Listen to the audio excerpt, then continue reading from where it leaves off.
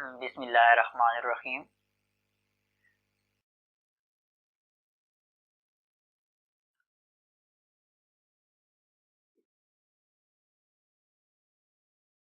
دنیا میں ایک ایسی قوم بھی گزری ہے جو اللہ کی بہت ساری نافرمانی کرتی تھی۔ وہ قوم کون سی ہے؟ وہ قوم اتنی گناہوں میں مشغول رہی ہے کہ اللہ کو بھولی ہوئی تھی۔ ان میں سے ایک قوم ثمود ہے۔ بہت نافرمان قوم تھی، نافرمانیاں کرتی تھی۔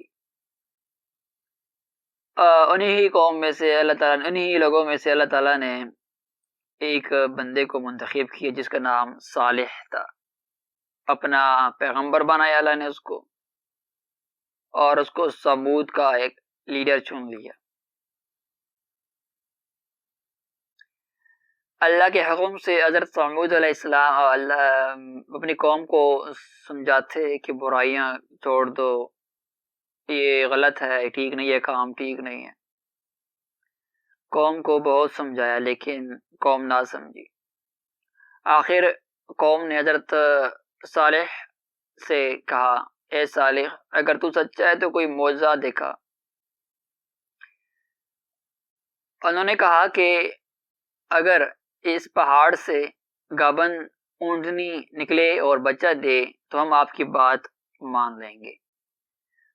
اب اللہ کا پیغمبر تھا، اللہ تعالیٰ نے قوم کا یہ مطالبہ پورا کر لیا،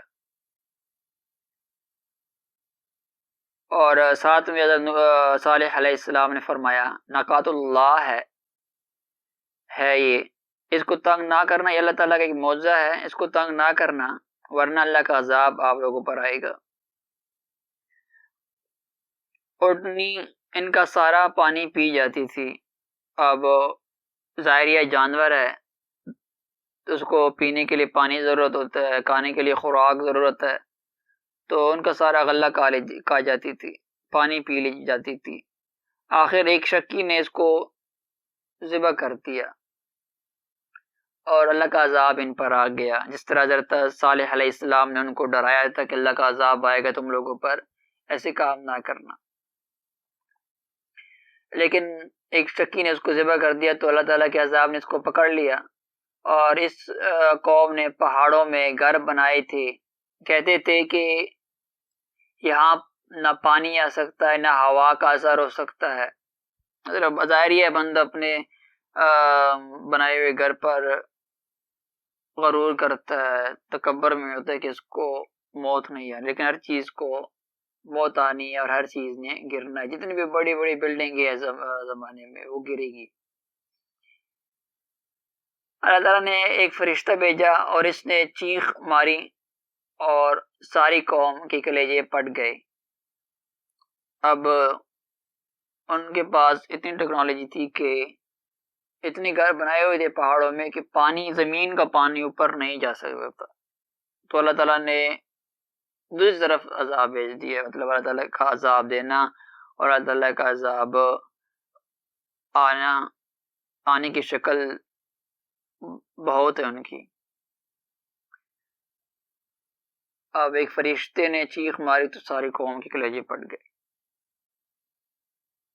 میرے دوستو، میرے عزیزو الکرام، اپنے حالت پر بھروسہ کریں، اپنے حالت دیکھیں، اپنے گناہوں کو دیکھیں اور اپنے آپ کو سدھرنے کا ایک موقع دیں، ورنہ اس قوم پر بھی اللہ تعالیٰ کا عذاب آ سکتا ہے۔